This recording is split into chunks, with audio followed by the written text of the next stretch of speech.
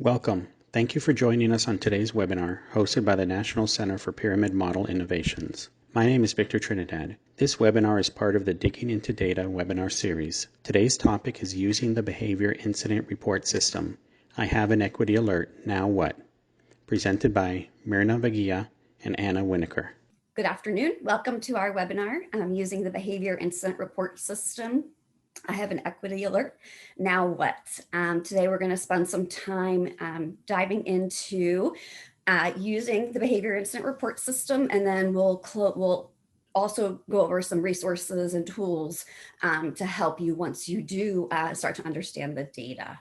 So we're setting the stage today. Perhaps you've been a part of our webinar series. So we have been having a webinar series that has really taken us through the steps of how to truly dig into our data.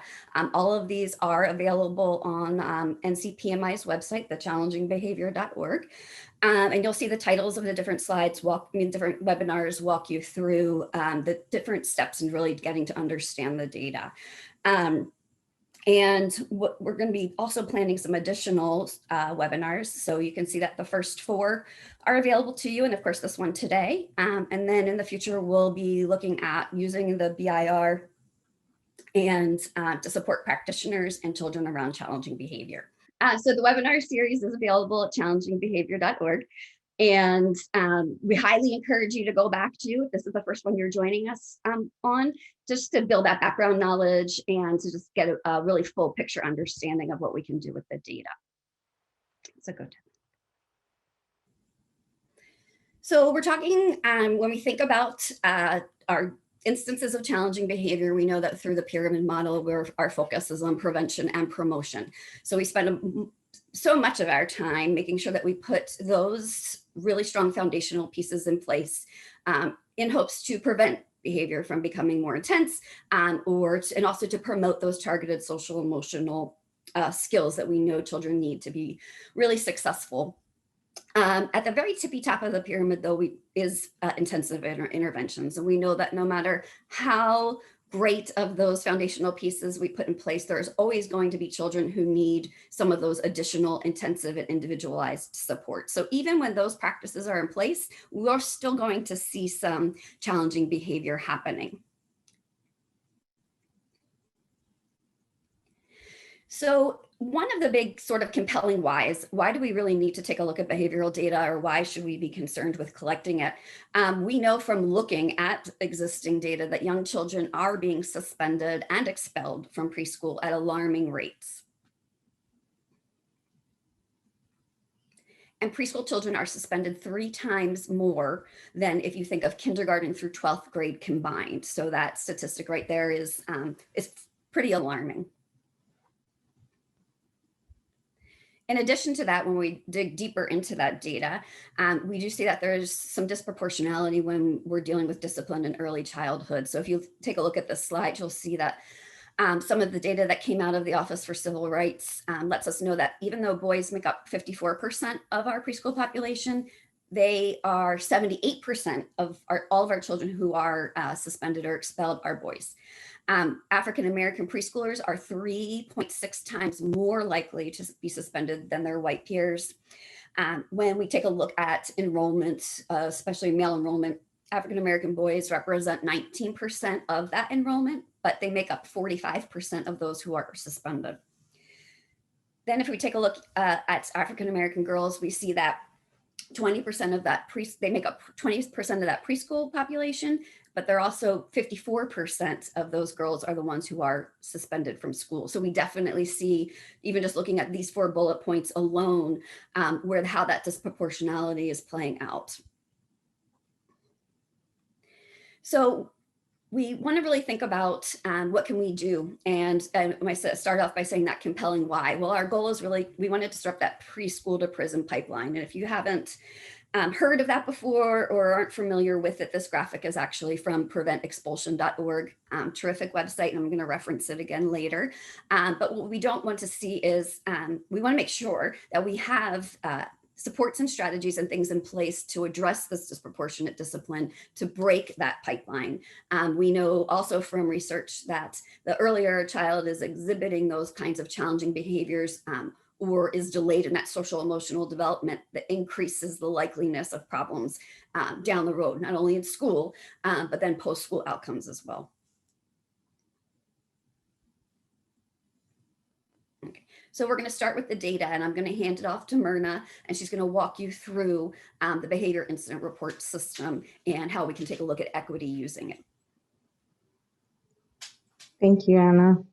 So now what we're going to talk about is the behavior incident report system Excel spreadsheet.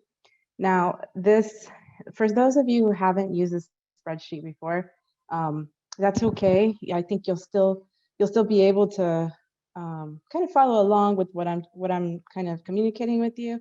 But again, like Anna had said, go back to those other webinars so that you can get more of that foundation. So, but one of the things that the BIR spreadsheet has, one of those functions, is this built-in equity profile alerts.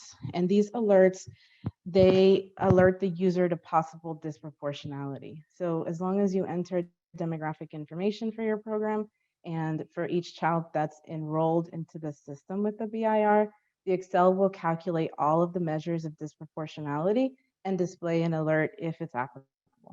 So in a few slides, I'll explain what triggers the alert, but I want to make sure that you kind of understand that this part of the spreadsheet will only work if you enter your demographic information for your program.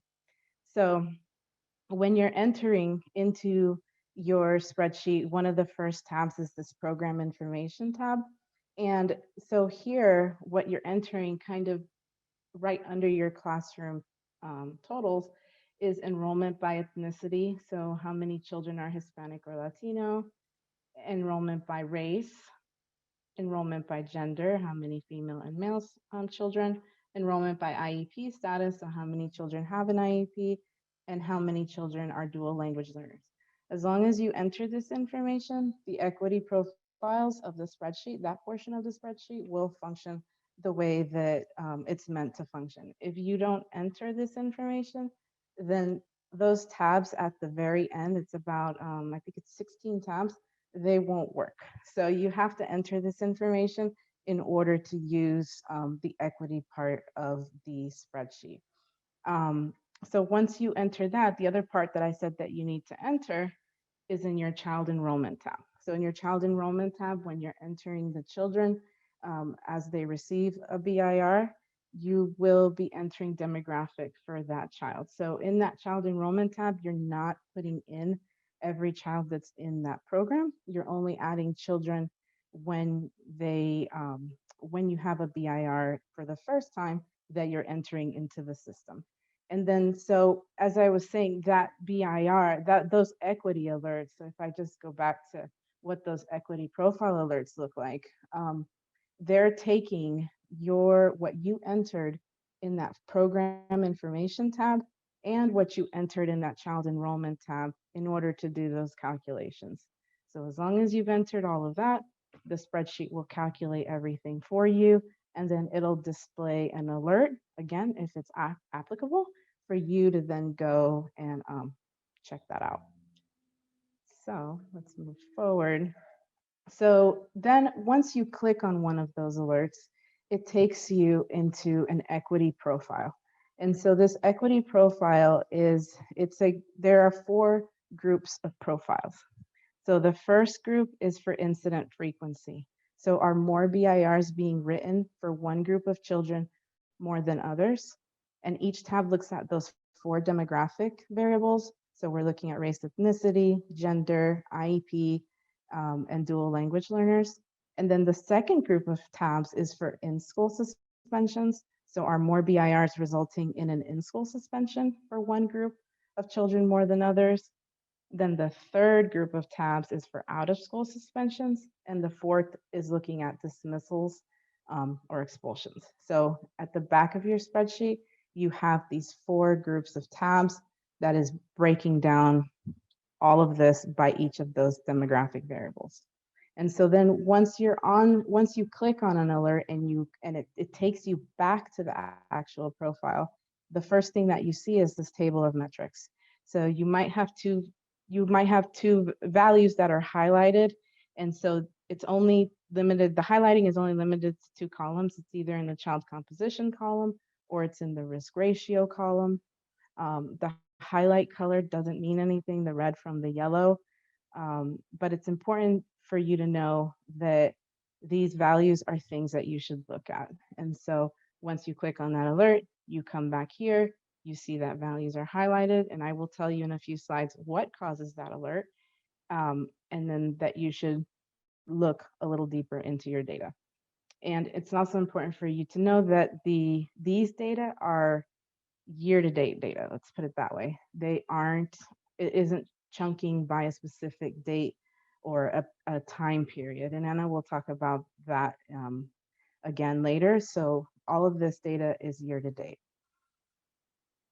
So you have the table, it has all of your metrics at the top. So that's lots of numbers. And then below that, you have statements. And so these statements are accompany each one of those different measures that you have in that table. And if you can't notice here, but it's kind of color coded, the columns with which of those statements kinds of, fits with the actual measure. And so if you have in yours, it's blank here, that's because you don't have any children enrolled in your program. So that's why it would be blank, but you will have statements for each one of those groups. In addition to that, you also get charts.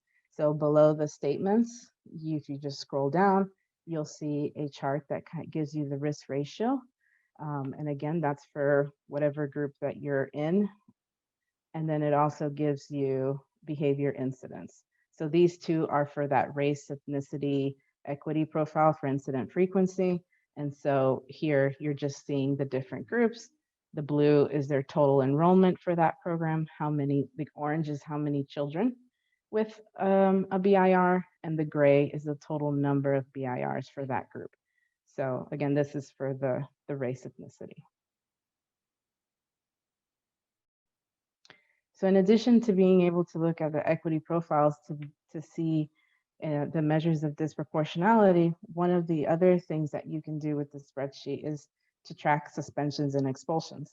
So Anna just talked about why this was important. And in the BIR, what you have in those equity profiles, you have these tabs for suspension and expulsion by each of those demographic variables. So looking at race, ethnicity, gender, IEP, and dual language learner. And then it tells you the incident count by the suspension type. And so these quick links here, this is from the program information tab. And so you can click on these just to quickly get to one of the tabs within the spreadsheet. And I say this only if you haven't used it, then you'll know that the spreadsheet has many tabs. And sometimes the quick links is an easy place to just kind of click and go. So these, the suspension and expulsion data, it's not necessarily tied to an alert. So that data is always there and in those tabs, and it's not, it can cause an alert if there's disproportionality, but it is another place that you can go to see, do we have any suspensions? Do we have any expulsions? And as far as tracking those, we talked about this early in another webinar, but these are the responses and how they code in the system. So on the BIR form and in the system, it doesn't say suspension, it doesn't say dismissal. It says time in a different classroom, temporary removal, sent home for remainder of the day. So if any of those things are coded, and that's what's filled out on the form, the system will then code that into an in-school suspension, an out-of-school suspension, or a dismissal. So here is, this is a tab for in-school suspension events. And really again, the out-of-school suspension one looks the same, and so does the dismissal one. All of these tabs look pretty much exactly the same, except they're looking at different things. And so what you'll see is it gives you a count of how many children in the group with an in-school suspension. So as you can see here, there are 4 children that have an in-school suspension. And those four children, there are 10 in-school suspension events from those 4 children. And it breaks it down by that, here by race ethnicity. So one Black or African American child, one Hispanic or Latino child, and one white child. So it gives you that information. So it's a place that you can go to and you can see quickly, do we have suspensions? Yes, we do. There's also a tab in the spreadsheet. It's called, this is the name of the tab. It's called Child ID by ISS, OSS, DIS. And what this tab is for is it's for you to be able to go in and see identify which are the children who have suspensions or expulsions. And so these here at the top, these are filters that you can filter your data and say, I want to know who are the children who have suspensions. And what you would do is you click on the number 1, and it's really important for you to know that 0 is no and 1 is yes. So you would click 1 for in-school suspensions, and then this would filter here and show you, okay, the ID of the child who has the in-school suspension. The same thing for out-of-school suspension, the same thing for expulsion. And then you can also, if you wanted to, is filter by a category of interest. So I want to know, are there any Hispanic children who have suspensions? And so you would click this, and then it would show you the IDs of the children that have suspensions, and then how many. So that's a tab that you can go to. So after we saw the previous slide and we're wondering, who are these children? We have 4 children with suspensions. Who are they? Then we can go to this tab, and then we can identify who those children are. So that's a tab that you can use as well. So you might be wondering what causes an alert, because I said that something would be highlighted, but I didn't really tell you why, but now we'll talk about what causes the alert. So what causes the alert on that program summary tab is a child composition value. And we use this value because it's the most reliable measure of disproportionality when it comes to small populations. And that's the key thing, the small populations. Because in early childhood programs, they're not very big. And sometimes you might have a total of 100 children in the program, 50 children in the program. And so we wanted to make sure that if you're looking at these data, that you're looking at a measure that would be reliable. So we're specifically focusing on that child composition value to trigger that alert. And that's why you get that alert, is from the child composition value. And as I wanted to bring this up here before I get into all of the measures, because I want you to know that there is a handout about understanding what each of these measures mean. The handout has an explanation of how it's calculated. It has an example, and it's a really helpful resource that when you're looking at your BIR and you're trying to make sense of what those numbers mean, that you can use the handout to kind of, to go through it and really help to make sense of it all. And you can get it on our website. It is in the data decision making menu, or also if you download the system, it should be in there as well. So now let's go back to that child composition value. So the child composition is the percentage of children who receive BIRs who belong to a specific focal group. And you'll hear us refer to groups as either the focal group, which is the group that we're interested in, and the comparison group. And we use, for our comparison group, we always use all other children who are not in the focal group. That's what we always use and what the BIR uses. So if we look, so the way that we calculate this, so it's time for a little bit of math. So the number of children in our focal group, that's the group that we're interested in with at least 1 BIR, over the number of children with at least 1 BIR. And so in this example, you have 15 total children. So in my program, I have 15 children with at least 1 BIR. And I'm interested in looking at my Black or African American children. So out of those 15 children, I have 5 children who are Black or African American that have 1 BIR. And then I have 10 other children that have a BIR, at least 1. So you divide those two, 5 divided by 15 gives me 33%. So of the 15 children with at least one BIR, 33% are Black or African American. So as you can see, we're only looking at children with BIRs, at least one BIR, regardless of how many BIRs they have. So this value is not affected by an individual child who may have many BIRs or multiple children with multiple BIRs. A child can have 10, can have 100, can have one. They're still in this equation only counted once. So what does that 33% mean? And why does that trigger an alert? So the value tells you whether you have more children who have at least one BIR that belong to a specific group than what is expected. So you're comparing that to their enrollment. So you want your composition value to be close to their enrollment. And their enrollment is that column to the left in the table. And I'll show you that in a second. But here I'm showing you that Black or African American children make up 45% of my total enrollment, but only make up 33% of my BIRs. So that looks pretty all right. That's kind of what I want, that it would be less than what, their representation in my program. So this is what I was saying, the value, the group's percent enrollment is right there. So and now look at this example here, and this is what I showed you earlier.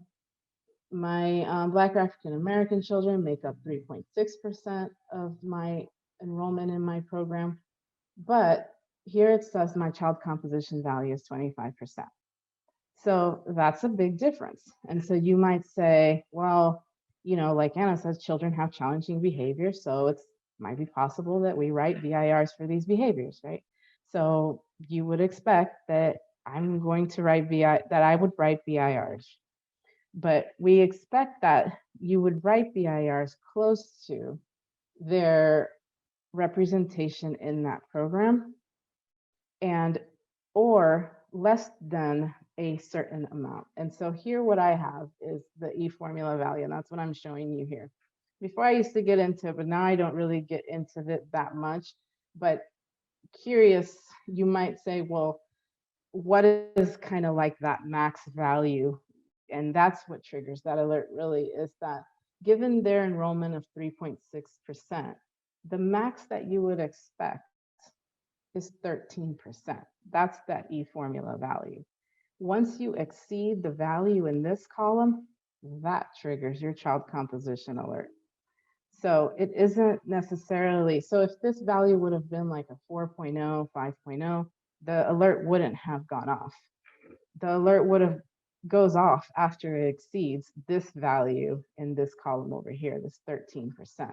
And it's like a bell curve. And if you think of everyone average in the middle, and then that 13%, then you kind of go off, and then you're like, okay, well, that's too much.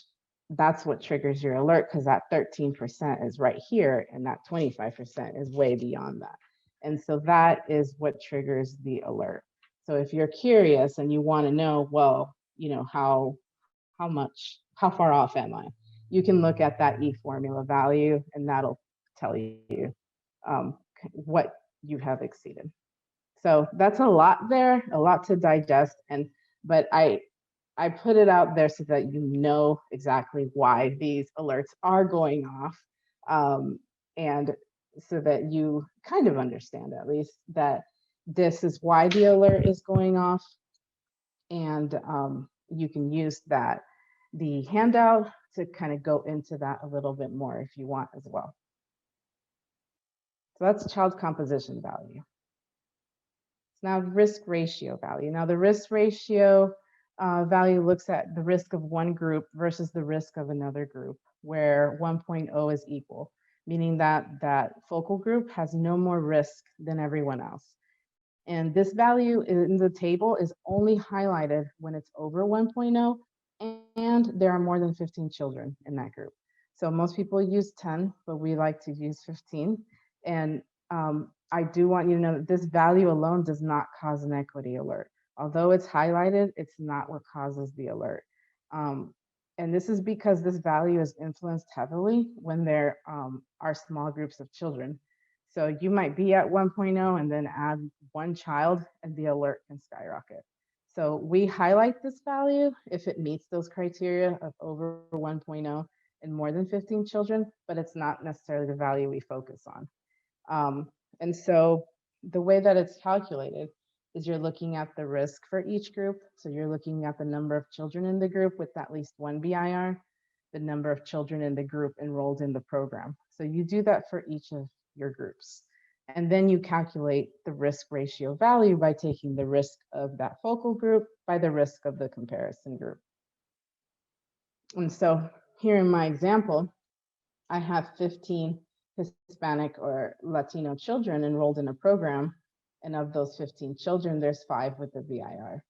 And then I have 30 all other children, and 10 of those children have at least one BIR. And so first I find their risk, and that's what these equations are here. So the risk for the Hispanic or Latino children, and then the risk for all other children. So that's the number of children with one BIR and the total enrollment for that specific group. I get 33%, and I get for my Hispanic or Latino children, and 33% for all other children. So that's the risk. So after I calculate the risk, now I do the risk ratio value. I take that 33%, divide it by 33%, and get a risk ratio value of 1.0. So Hispanic or Latino children, they have equal risk than other children to have at least one BIR. So the table right here helps you to interpret that value. So 1.0 is that equal risk, and as you get higher, your risk starts to increase. And this value as well is not affected by an individual child or children with multiple BIRs. So it doesn't matter if you have 1 or 100, you're still one child in this equation. The last measure that I'll talk about today is BIR composition. And this value examines the number of BIRs for your focal group compared to the number of BIRs in the program. And this value is impacted by children with multiple BIRs. And because it really it's the multiple BIRs part is what it is. So in this example, I have a total of 30 BIRs written in my program. And out of those 30, 9 were written for Black or African American children. So I divide the 9 divided by 30 to get 30%. So of the 30 BIRs written, 30% are for Black or African American children. So you can see that roughly 1/3 of my BIRs are written for this group of children. And this value in the table, it isn't highlighted, but it is a value that we want you to also pay attention to. And so you heard me talk about children with multiple BIRs, or multiple, is this impacted by multiple BIRs or not, or a child? And so this just summarizes that risk ratio, child's composition are not impacted by children with multiple BIRs, but BIR composition is. And the only reason that I point this out is that sometimes people might think, well, my alert went off because Myrna has 100 BIRs. And that's not how that works. That's not, like I said, the child composition value doesn't work in that manner. So it isn't because Myrna got 100 BIRs. It's not that.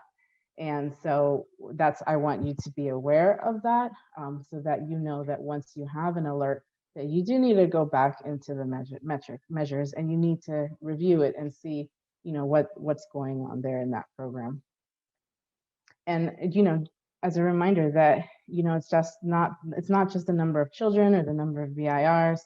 Like, this is really a starting place. The spreadsheet is here to help you to track these data. But really determining when action is needed is based on using multiple metrics and involving multiple stakeholders. It's not just the BIR set and this is it. This is just one more resource that you can use. And Anna will talk about that next, of how to look at these data and how to use them and resources. Great. Thank you, Myrna. So we're gonna take another look and think about, okay, we have an equity alert, right? So now what are we going to do? And you want to think about looking at that data quarterly. Like Myrna mentioned, some of the metrics can be sensitive. And if you look at it too frequently, you might not be getting an accurate picture of what's truly happening. Try one more time. Myrna, would you mind moving the slide, because I can't, for whatever reason, that's not doing it. Thanks. So you can access the behavior incident report system, the database decision-making guide, so that you, as you are collecting and looking at this data, you have a systematic process by which to look at it, and then some really systematic way too of trying to problem solve it. Why do we have the issue? What's really happening? We need to dig in deeper to really figure out what's going on in our program. So this is the cover and the contents, but what I wanted to point out too was the equity worksheet that's on the next slide. You can use this to pull out the information that is relevant to why that alert might be happening. And this does walk you through what the different metrics are. If you're somebody like me who maybe isn't the most mathematical, have those kinds of abilities, this is a really nice tool, because we know that the Excel spreadsheet is giving us the data, and now we can pull it out and make sense of it. Following to the third page, where we are then talking about, what's our hypothesis? Why do we think that we're having the problem that we're having? And it's much easier to look at it, at least for most folks, in this way, to then start to gain an understanding of where exactly is the problem, what is the problem, all those kinds of little details. So we go to the next slide. So the great thing about looking at this, you can really quickly answer a lot of questions that you might have. So we know we have a problem, but what's the extent of the issue that we have? And we're looking at specific demographic groups. So it really helps us to highlight which of the groups of the children that we serve are really at risk for that suspension, ISS, OSS, whichever it was, whichever category it fell into. And then it also helps us to think of, what is the issue, and is it happening throughout the program? Is it just in one or two classrooms? Or is it possible that we just have one or two children in that group who maybe need some more individualized supports? Whatever we're doing just isn't quite working for them. So we can really get a sense of at what level is the problem happening. So you go on. So first, we've identified that the alert has happened, and we are looking at the values, and we're looking at everything that Myrna had just mentioned, but we're specifically looking at those child composition values. What's our risk ratio? And then we can determine what's our focal group. And then, as Myrna mentioned too, when we talk about the comparison group, that's all other children. We want to spend, and I'm going to spend a little bit more time on step 2, but we have to figure out why the problem is happening. And this allows us to see the frequency of that BIR incident, and then helps us to think about what problem ID that problem behavior. So that helps us to start digging into why is the problem happening.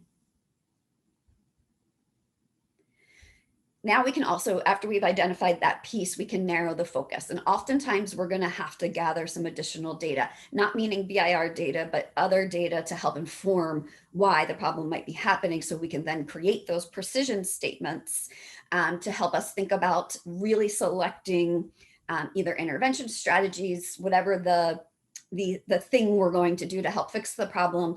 The precision statement will help guide us in the right direction.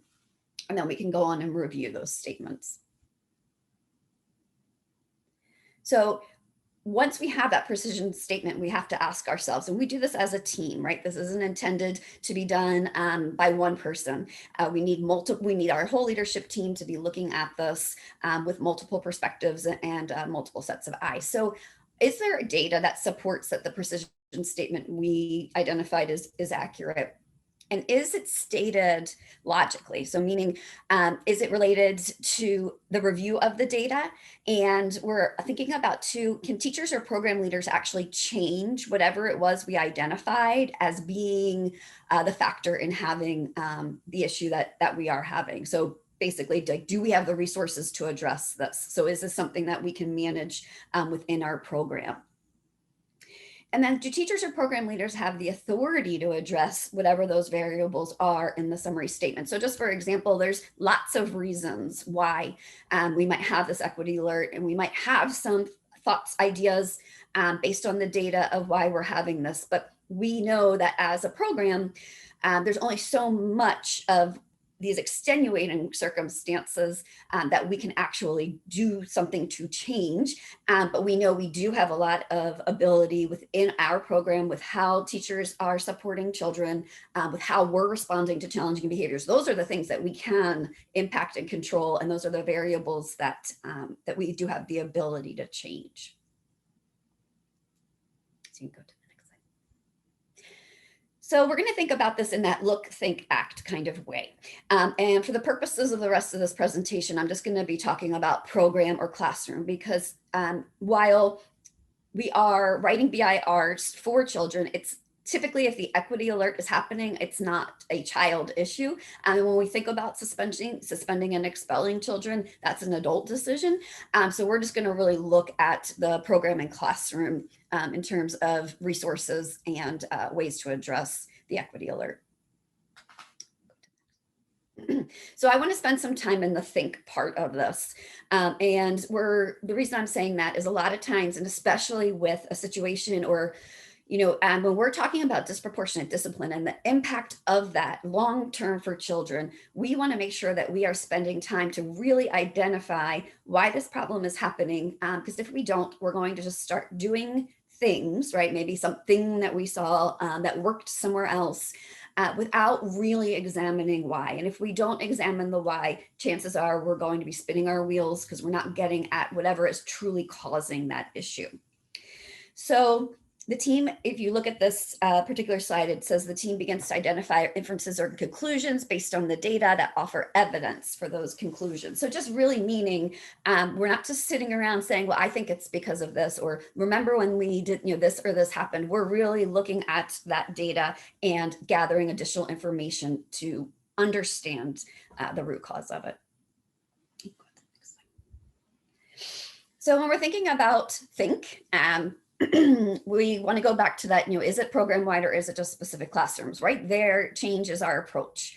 And we want to come up with the why, but we really want that evidence to confirm or refute why it's occurring.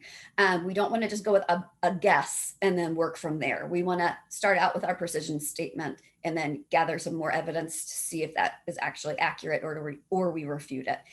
When we spend time doing this, we actually can see impact of our interventions in a much more meaningful and more efficient way.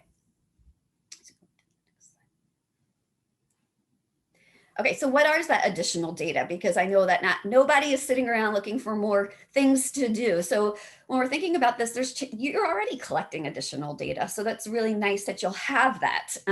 So it could be fidelity data. Maybe you want to look at your early childhood benchmarks of quality. Maybe you want to look at classroom fidelity. So you look at your teapots. And then we want to think about what resources do we have existing already that can help us if we identify that is the why. Maybe we're not implementing with fidelity. Maybe it is occurring in one or two classrooms. And within that classroom, when we look at the teapot score, we notice that the teacher maybe is either lacking in implementing with fidelity or perhaps needs some additional coaching around issues of equity. So there's two resources available for those instances. One is the Equity Coaching Guide, and you can access that on challengingbehavior.org. And the other is the Early Childhood Benchmarks of Quality, the Cultural Responsiveness Companion. If you're not familiar with the early childhood benchmarks, if you read them throughout, there's references to cultural responsiveness, implicit bias, really making sure that as a program, you're taking all of those things into consideration to truly be implementing the pyramid model well. I wanted to just add this slide because another consideration to take into when you are looking around and trying to figure out as a program, where do we stand? There's really a continuum when we think of education equity, and you might be in a program who's just in the awareness stage, and maybe you acknowledge that there are some inequities in your program, but you're just starting to learn about things like root cause or things like cultural responsiveness. So the kinds of things that you're going to try and do or the reasons that you're thinking are going to look a lot different than if you're in the application stage. And it's really possible that you as a program too, depending on things like teacher turnover or maybe the level of commitment to this issue from leadership, that you might go back and forth. So I really just wanted people to consider that too, not just the issue as a whole, but where do we stand as a staff when we think of this kind of continuum. So I referenced just now that in the early childhood program-wide PBS benchmarks of quality, I highlighted here where you might see some of that language. So there's some language around preventing and actually eliminating suspension and expulsion as a program. Then it talks to about not only getting staff buy-in to wanting to address social emotional competence, but then there's also that buy-in piece around we know we're going to use culturally responsive practices, and we're going to address implicit bias. So again, you'll see it's weaved throughout. So it's something that as a leadership team, you should always be talking about or thinking about. So as you're addressing and as you're action planning and thinking about implementation, if you look back at your benchmarks and you notice you don't have some of these things in place, that could be the why you're having the issues that you're having.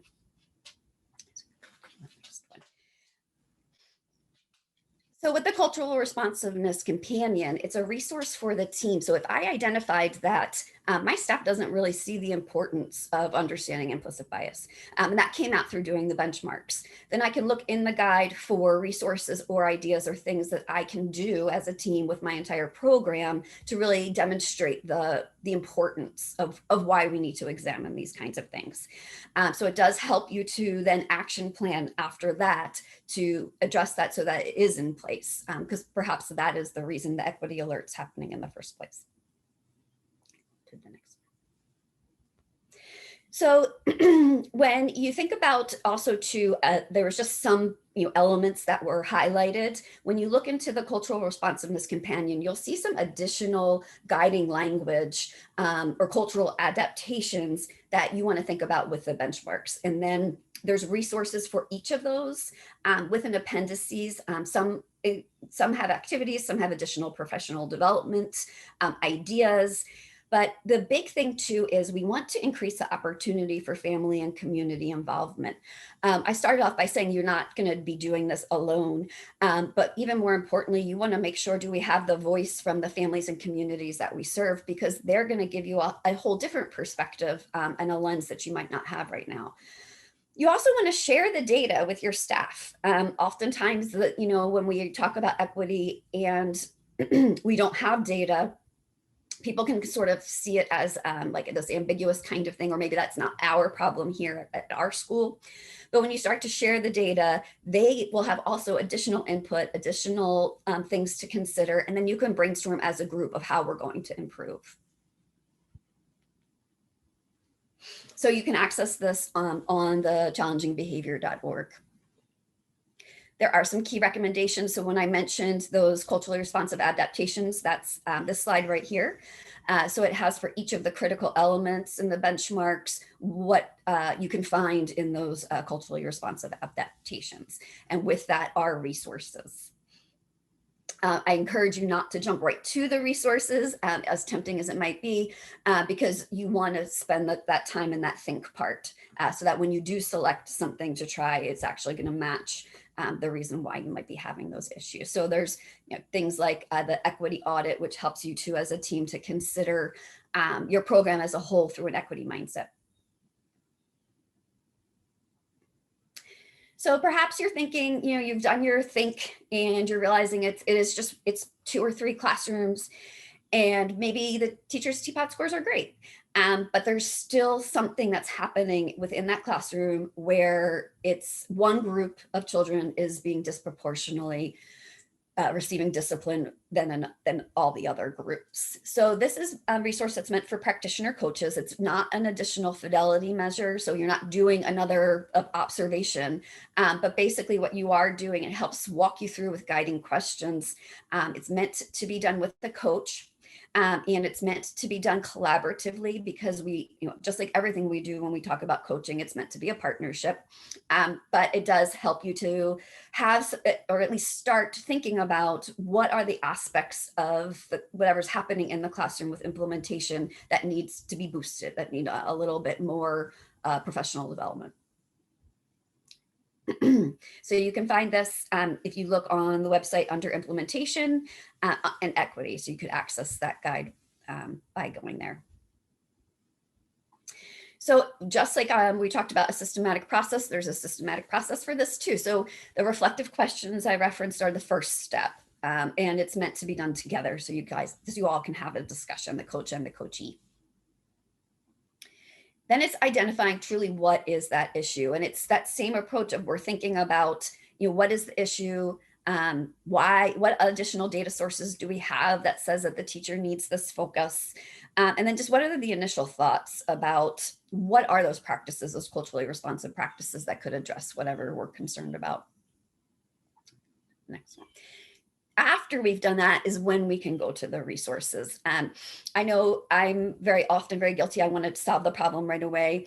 So I'm going to encourage you again to spend some time with that step 2 before jumping to this page. But then you're deciding together what of these resources, and of course, there's many more than that are just here. These are just the ones that we're suggesting related to social emotional.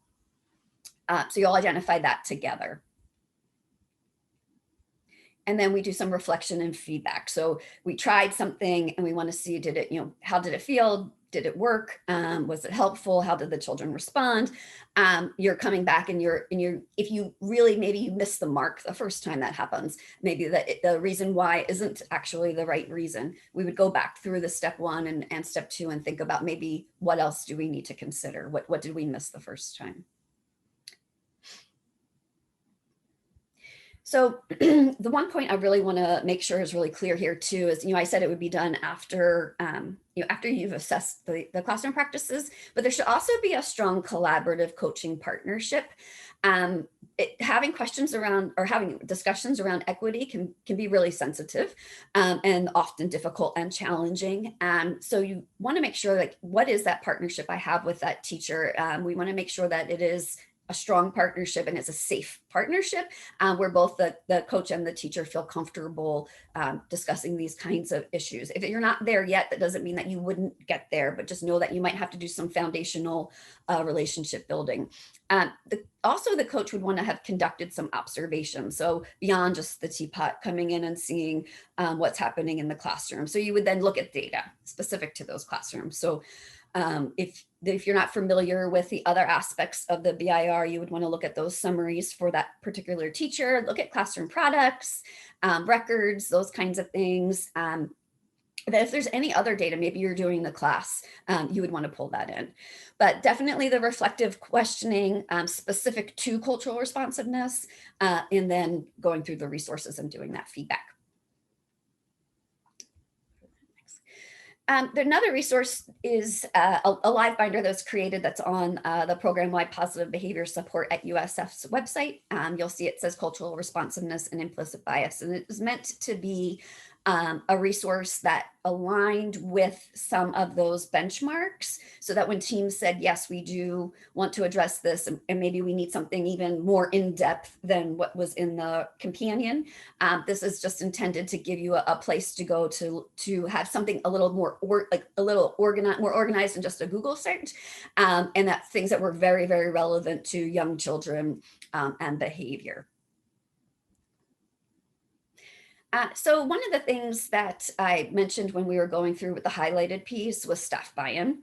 And lots of us are used to doing surveys with teachers around, having that program-wide approach for social emotional learning. So we might have something that we have used, maybe we do it annually, but this is just an example of how you might want to get at the teacher's perceptions of how important is it to use culturally responsive practices in the class.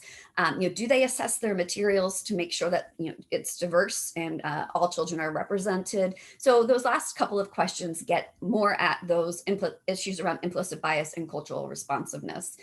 And it gives you a scale. So it's not that you either agree or disagree. You can see to the extent with which that teacher agrees or disagrees. So here's just an example of a survey that was completed. So you can see that item number 6 about everyone has his or her own biases, and I know how to locate resources to help assess, and then how it would impact. That if I was part of this team, this would scream out to me, this is an area that we need to focus. And perhaps that equity alert is happening because folks don't have, they don't know how to do this. They don't know how to identify bias, and they don't know how it impacts teaching, and they don't know how to address them.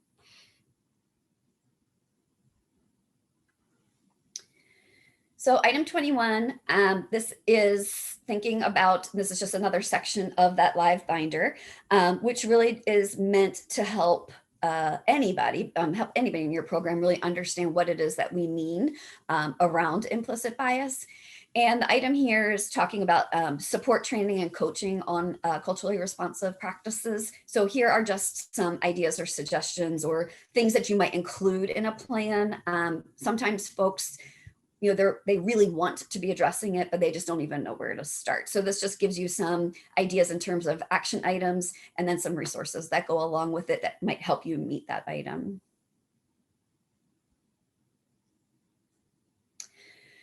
Then there's a couple other tools that are in here.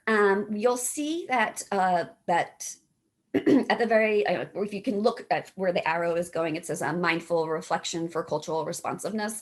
And that is a really great tool that will help you. Here it is now. It's the mindful reflection protocol. It's from the, it's adapted from the brain and cultural responsiveness, which is where we got this. And what you want to do is really help teachers to think about what exactly was that challenging behavior? What was their interpretation of what that behavior was? And then what was their reaction? When you get to that interpretation part, it really helps teachers to see that maybe if Anna yelled out 10 times during circle, it was because she was so super excited about the story we were reading and she had so much to say. And I was fine with that. But when Devin yelled out 10 times during circle, that was disruptive. It was trying to distract, was trying to get my attention in an inappropriate way. Same behavior, 2 different interpretations. So if you walk through this protocol with teachers, a lot of times it is really eye-opening things that we hadn't thought about before. And it really tries to do it in a very concrete way. I highly recommend trying that. So in the very beginning, I talked about preventexpulsion.org.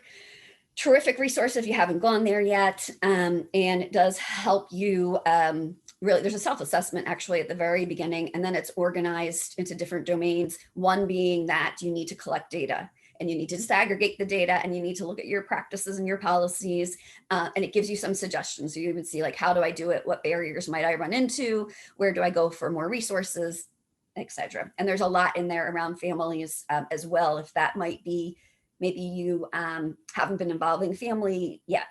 That might be the reason why you might be having, I'm just making this up, an equity alert. So it helps you to think about family resources too. I'm not saying that that would be the reason. I was just letting you know that there's more than just data in this section, but the data section is really powerful. So all the resources that we just mentioned are right here. So if you wanted to go and get any of the materials that we referenced, you can access everything here. Okay. So we have about 5 minutes. What questions do we have? We don't have any questions right now.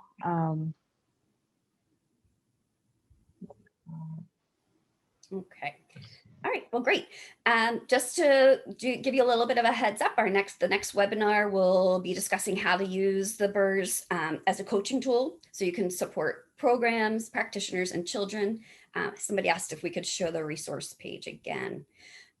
So that webinar will be in April, and that announcement will come out with a specific date in March. And you will have access to the PowerPoint, so if you weren't able to get the links, you could access them there as well. All right, I want to thank you so much to our panelists for your wonderful insights. Your feedback is very important to the work that we do. Please remember to provide your feedback on this webinar with our post-webinar survey by typing the web address shown on this slide into your internet browser. Your certificate of attendance will appear once you submit the survey.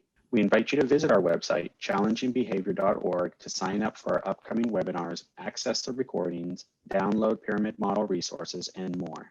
Thank you to our funder for making this webinar possible. This concludes our webinar. Thank you and have a great rest of your day.